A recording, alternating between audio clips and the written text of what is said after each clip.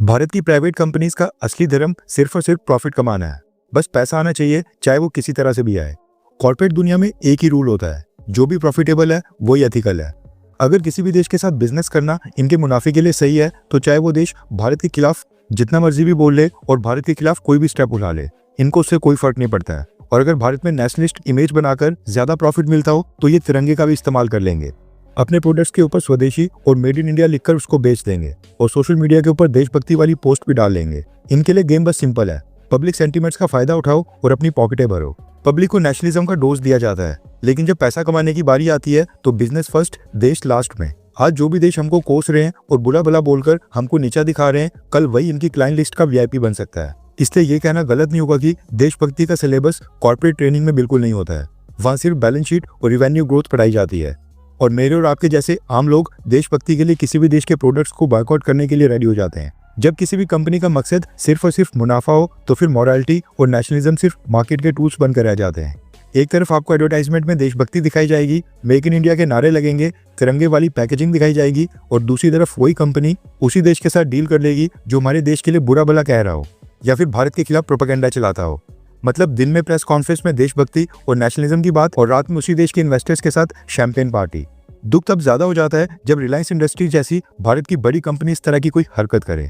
आपको याद होगा पिछले साल भारत और मालदीव्स के बीच कितना बड़ा झगड़ा हो गया था। मालदीव्स ने भारत के सैनिकों को बाहर कर दिया था एंड उनके कुछ मिनिस्टर्स ने प्रधानमंत्री मोदी के बारे में काफी सारे अपशब्द बोले थे, गौ माता को लेकर टिप्पणी की थी, जिसके बाद भारत के लोगों ने मालदीव्स को बॉयकॉट करना स्टार्ट कर दिया था और टूरिस्ट डेस्टिनेशन के तौर के ऊपर खुद के लक्षद्वीप आइलैंड्स को प्रमोट करना स्टार्ट कर दिया था। इससे मालदीव्स के अंदर वहां पर इंडियन टूरिस्ट का फुटफॉल काफी तेजी से कम हो गया था। लेकिन अब न्यूज निकल कर आ रही है कि इसी कमी को पूरा करने के लिए रिलायंस इंडस्ट्रीज ने मालदीव्स के टूरिज्म को प्रमोट करने के लिए एक बड़ी डील साइन कर ली है। रेफरेंस के लिए आपकी स्क्रीन के ऊपर आर्टिकल का स्क्रीनशॉट है।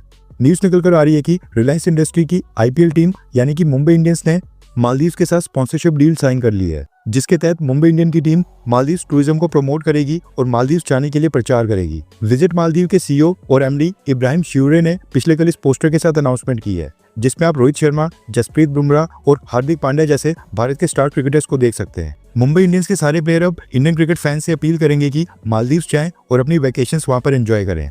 इस पार्टनरशिप की अनाउंसमेंट करते हुए मुंबई इंडियंस ने कहा है कि क्रिकेट और हॉलीडेज मेमोरीज और यादों को बनाने का तरीका है जो उम्र भर के लिए याद रहती हैं।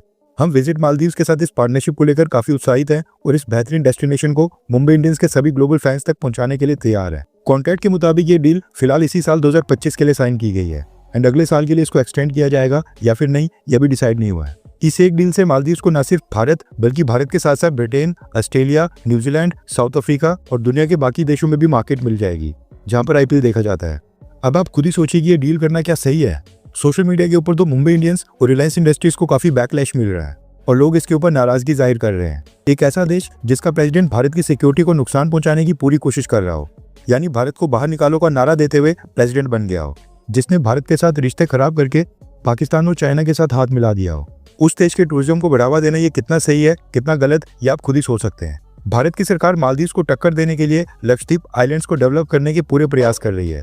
क्या हम उसको प्रमोट नहीं कर सकते थे, या फिर इस चीज का ठेका बस भारत के आम लोगों ने लिया है? कई लोग ऐसे भी हो सकते हैं जिनको इसमें कुछ बुरा ना लगे, लेकिन इसके ऊपर आपकी क्या राय है? क्या मुंबई इंडियंस का मालदीव्स टूरिज्म डिपार्टमेंट के साथ ये डील साइन करना क्या ये सही है? हाँ या फिर ना?